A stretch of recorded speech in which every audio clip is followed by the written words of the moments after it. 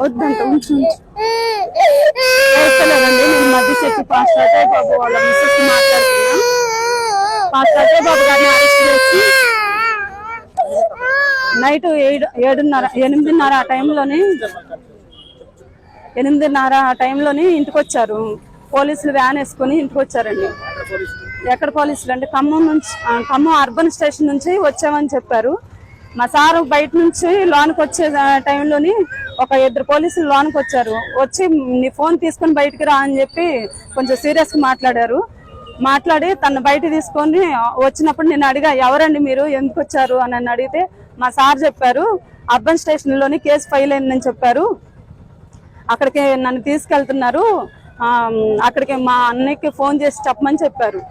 అయితే ఇక్కడికి మేము అర్బన్ స్టేషన్కి వచ్చి ఇక్కడ అజయ్ పాస్టర్ని అరెస్ట్ చేశారని చెప్పి ఇక్కడికి వచ్చి అడిగితే ఇక్కడ మాకు మేమెవరం రాలేదు, మేమెవరం మీ ఇంటికి రాలేదు, తీసుకురాలేదు అని చెప్తున్నారు. అట్లా అని చెప్పి వాళ్ళు ఏమన్నారు అంటే హైదరాబాద్ తీసుకెళ్లారు తుకారం గేటు స్టేషన్కి అని చెప్పారు.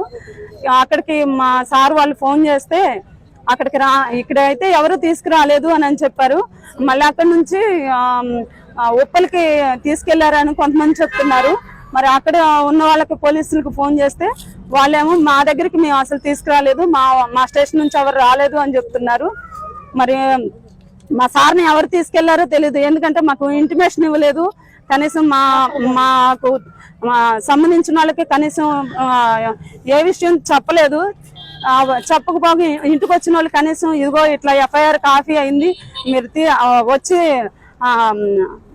మేము ఇట్లా వచ్చి తీసుకెళ్తున్నాం అని కూడా ఏమీ లేకుండా దౌర్జన్యంగా తీసుకొని తను తీసుకొని వెళ్ళి వ్యాన్లో ఎక్కించుకొని తీసుకొని వెళ్ళిపోయారు.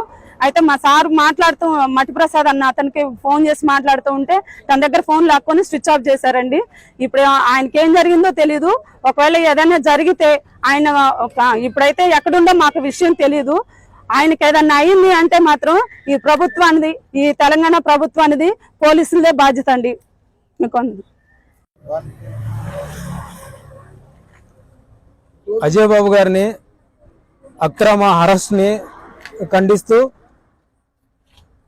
ఈరోజు సుమారు ఏప్రిల్ 5వ తారీఖున సాయంత్రం పూట 8 గంటలకు నాకు అన్న ఫోన్ చేసిండు. మట్టిప్రసాద్ నువ్వు ఎక్కడున్నావు, నన్ను పోలీసు డిపార్ట్మెంట్ సంబంధించిన వాళ్ళు నన్ను జీబులో తీసుకెళ్తున్నారు, నువ్వు ఎక్కడున్నావు, అర్జెంటుగా నా కాడికి వచ్చాయని చెప్పేసి నాకు ఫోన్ చేసి